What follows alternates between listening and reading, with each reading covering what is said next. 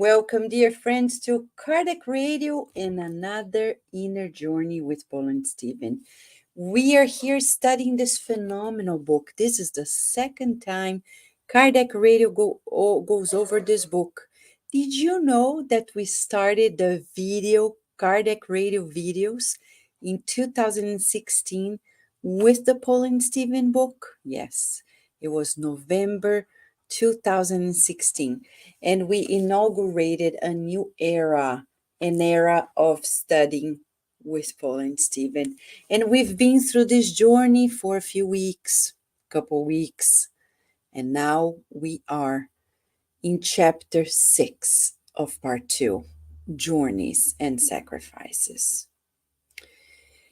Those on earth who expect any success without effort, repetition, and sacrifices will learn that there is no success, no progress without effort, repetition, and sacrifices. And here we are. Where is Paul of Tarsus? Paul is with Silas, the young 20-year-old man who is with him. They get along quite well. They are traveling to disseminate the teachings, while Barnabas is with John Mark and others. And they left the church of Antioch and they traveled through the mountains. Their goal was to reach the Taurus Mountains, and they had enormous difficulties. Imagine at the time. Some people tell me, oh, the Spirit Society of Virginia is far away. How far is it for you? 30 minutes. 30 minutes is far away. And we want healing. And we want achievements. There was a time Mentor Joseph said to us, if you guys think, Vanessa, think about this. If you think that you're doing much, write down the number of hours you spend helping people. Do the math. So do the math. Let's do the math, huh? Let's say, here I have my calculator right here. Let's do it. So get your calculators there and say, let's say figuratively speaking, you go to the Spirit Center once a week.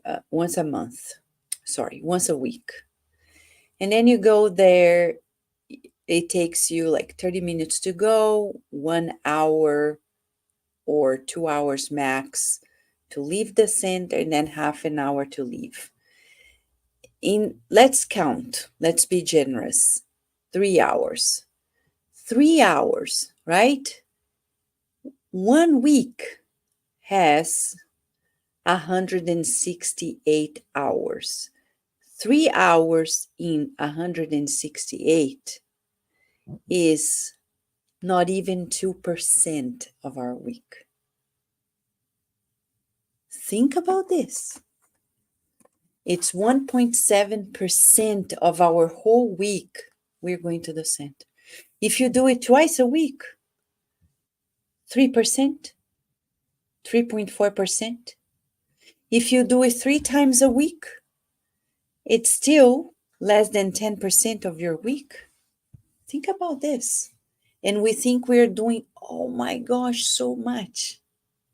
But Paul of Tarsus, he had to walk. There was no bathroom. There was no hotel, no easy transportation, no easy food. And that's when they say that Paul was highly pleased with his collaboration in Silas. They ate sparingly, almost solely wild fruits here and there. They didn't die. Oh, Vanessa, but should I stop eating? Why? Why should we stop eating? Just to lose weight? No. We had to learn to eat right? In this case, they are doing this because there is no other way.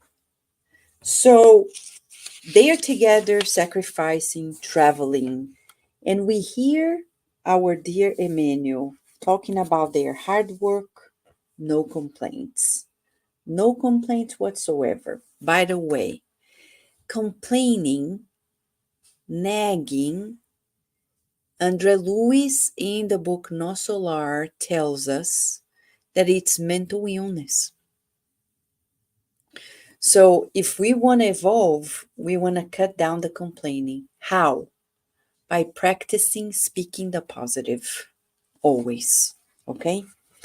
So here we have at some point, he comes back, Paul of Tarsus, to Tarsus, his home city. People admire him. Other people are still antagonizing him, but they leave him alone. There they are, and then they keep traveling. Filled with trust, they arrived in Derby, and there they made new friends. In that new location, they found, and then they found in another location, Lystra, the help of Louis, who knew of Barnabas. And there in that city, they found out that the two Jewish men who were very antagonistic now are Christians as well. Sooner or later, everybody will become. You just need it's patience and work. Patience and work. Why? Why are we going to be worried about it? But if we don't fulfill our task, people won't come. So for those who are waiting for their loved ones to come, it's not going to happen. We need to do it ourselves, first and foremost. And then everywhere they went, they helped the needy, they improved their health, they healed the sick, they consoled those who were in extreme deep despair. They went to Asia, several locations there, because Paul heard a voice. Press on, Paul. Take the light of heaven to other places of darkness. Others are awaiting you on the way to infinity. It was actually Stephen. Stephen was there saying that, guiding Paul in the name of Jesus. But Paul felt that Christian message coming directly from the Christ. What's the difference? It came from the Christ through Stephen. So if you say, oh, I dreamt of Jesus, and people say, it's impossible, Jesus wouldn't come talking to you. Why wouldn't Jesus come and talk to us directly? Why? If he talked to all and everybody when he was incarnated, you think now discarnated he wouldn't come and talk to you? I believe he talked to you, but remember, if he talked to you, Mamma Mia, we better walk the talk because it's no privilege at all. We need to be ready. And here they find more obstacles. And in conversations, he says, we must proceed to where the obstacles are and overcome them so that the master may become known and glorified. For we are involved in a battle and cannot shy away from the front line. Majority of people retreat, become avoidant, run away. They see an obstacle, they go to the other direction. An obstacle here, they go there. An obstacle is there, they go here. Paul of Tarsus does exactly the opposite. If there's an obstacle, that's where we're going to go, and we're going to overcome them. And this is a battle of dark and light. Darkness and light. Question. Do you understand this? What do you mean, Vanessa? I remember once, many, many years ago, I came to a very wise friend and I said, I don't know this thing about the evil and the good and the evil. I mean, really? And then this person said, Vanessa, in the spiritual realm, the battle between the good and the evil is even worse. It is not only real, but it's worse. And it's true. When we read the Spiritist books, we see clear cut that it's there. So you and I are being invited to understand it and have a strategy in life. How do you protect yourself from this? How do you succeed in spite of the odds? And that's why we're here at Cardiac Radio, to help us in this battle. So here we have, they are there in Lystra, and they go out in the morning sunlit street, and they see by chance Luke. What are the odds, huh? Remember Dr. Luke? Luke, later the apostle, he became Christian when traveling, and they encountered each other again. When they talked to one another, "What are you doing here?" asked Paul. They embrace each other with great joy, and they start talking, and then Paul spoke with confidence, inspired by on high. "I'm sure the Lord has sent you as the help we need. We must go to Macedonia, but we have no money." Luke then said, "Well, you don't have to worry about that. I might not have a fortune, but I do have my earnings. We shall be traveling companions, and it will be my pleasure to pay for everything."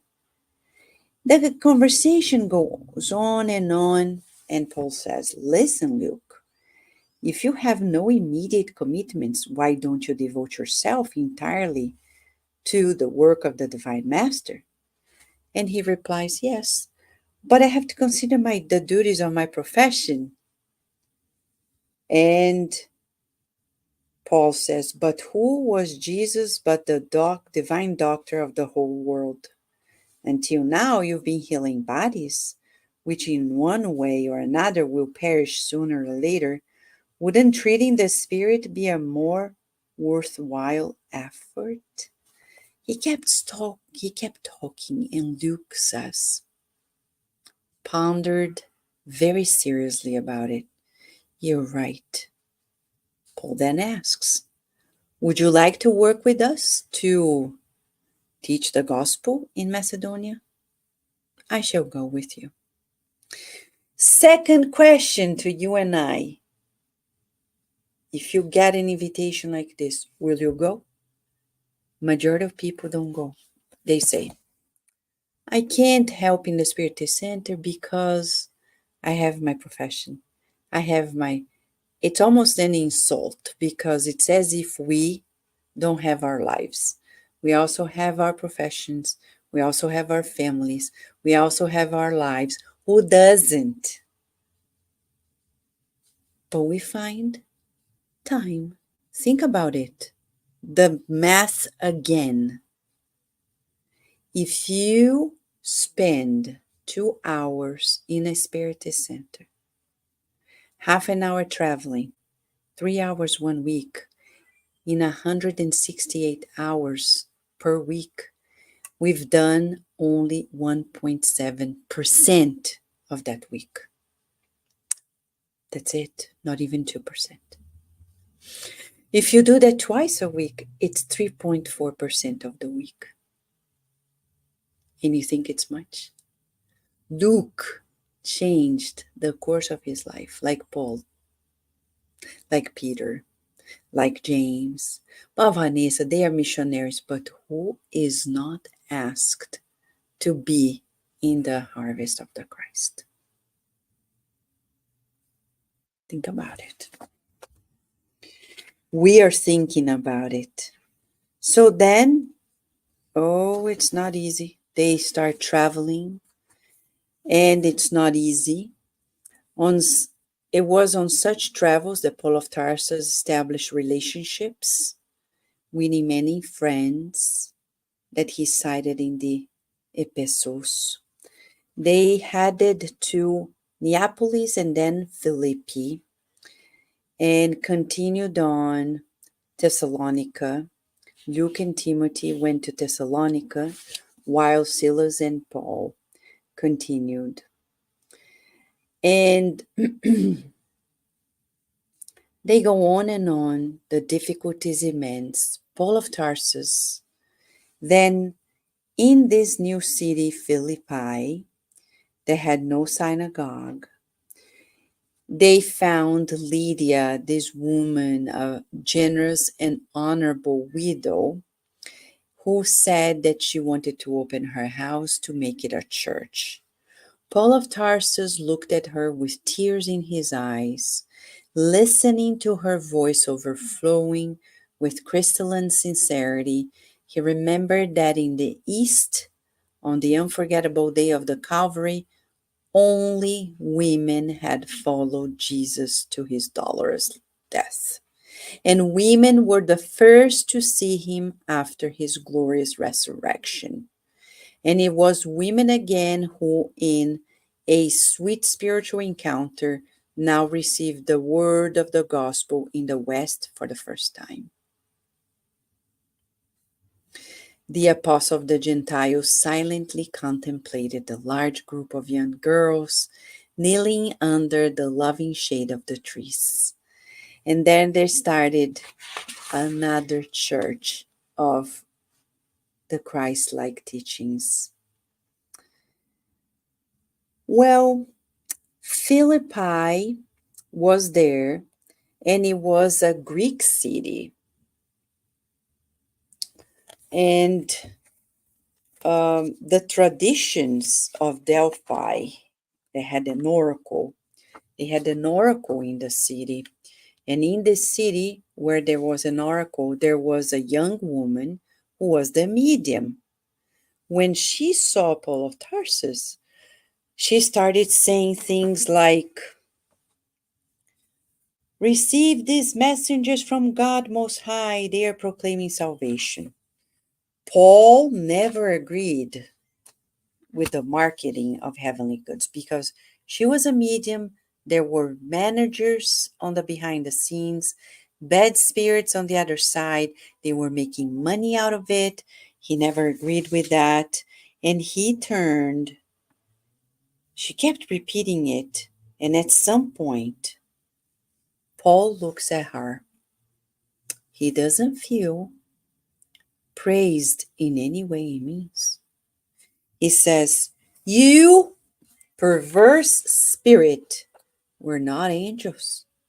Out of love for the gospel, we are workers in a struggle with our own weakness.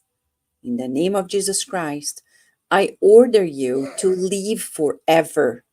In the name of the Lord, I forbid you to create confusion among people, encouraging the petty interests of the world to the detriment of the sacred interests of God."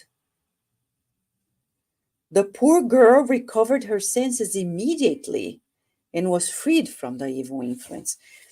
But then Silas was puzzled. He was dumbfounded. He turns to Paul and says, "But wasn't she speaking in the name of God? Wasn't it good for us?" Now, this is the difference between an experienced spiritual worker and a non-experienced one like Silas.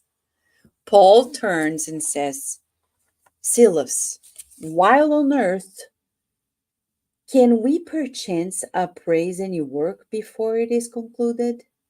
That spirit might have spoken of God, but it did not come from God. What have we done to receive such praise? Day and night we fight against the imperfections of our souls. Jesus has ordered us to teach so that we may learn the hard way.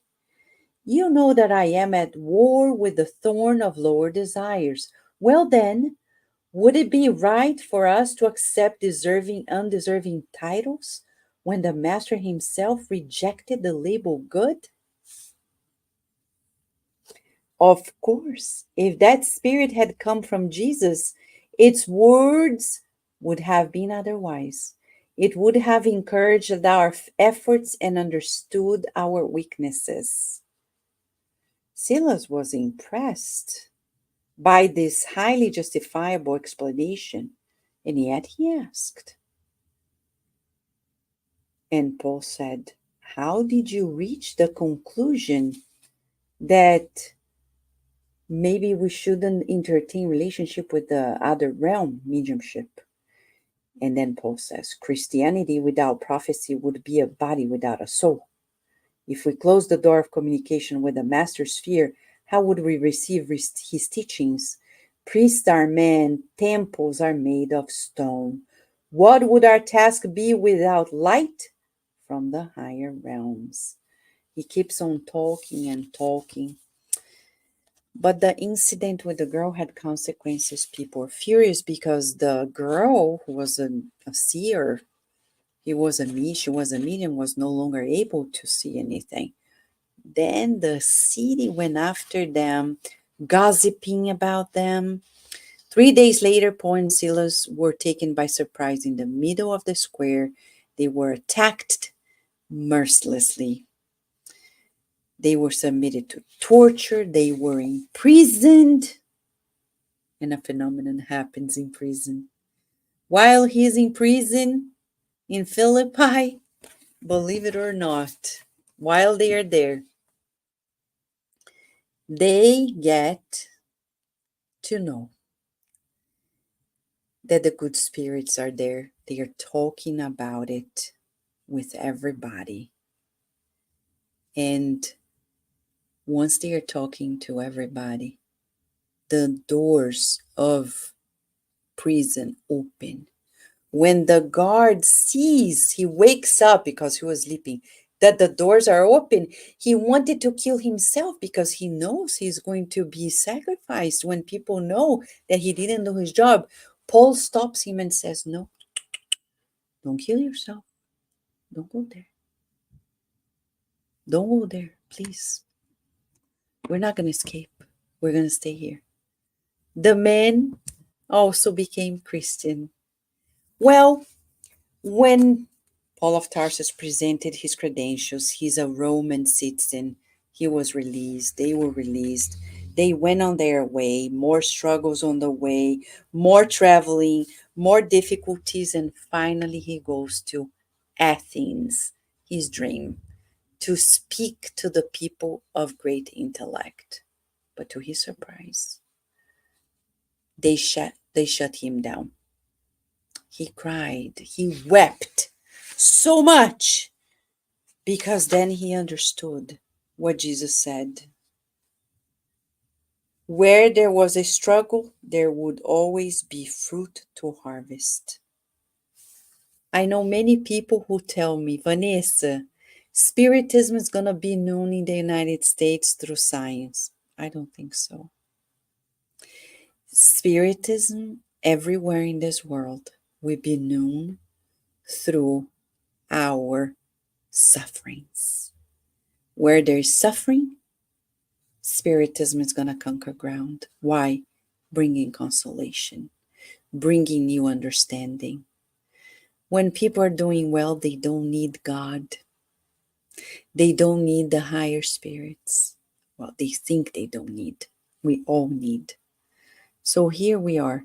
If you're waiting for science to prove all this and humanity to change, sit, wait, reincarnate many times, because it's not going to happen.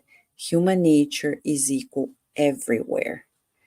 We are going to get to know of the gospel through our need, our thirst for balance, thirst for harmony, thirst for healing, not for mere convenience of our vanity. I'm a scientist myself, and I've seen clear cut. Those who are in science are doing quite well. Those who need spiritism are everyday people like you and I. We're closing this chapter by learning that in these journeys, Paul of Tarsus and his friends conquered new grounds, and thanks to them, we're here. Meditate on this. Next week, it's a beautiful chapter about the epistles. But in this journey and struggles, you and I are invited to think of our lives. Will we advance spiritually without effort? No. Without struggles? No. Without repetition of the good? No. So let us decode our challenges in a new way. And like Paul of Tarsus, don't run away from the challenges. Face it, overcome them, then we're going to progress. This is the inner journey with Paul and Stephen. Thank you, friends, for this moment with you. We wish you many blessings. Until next time.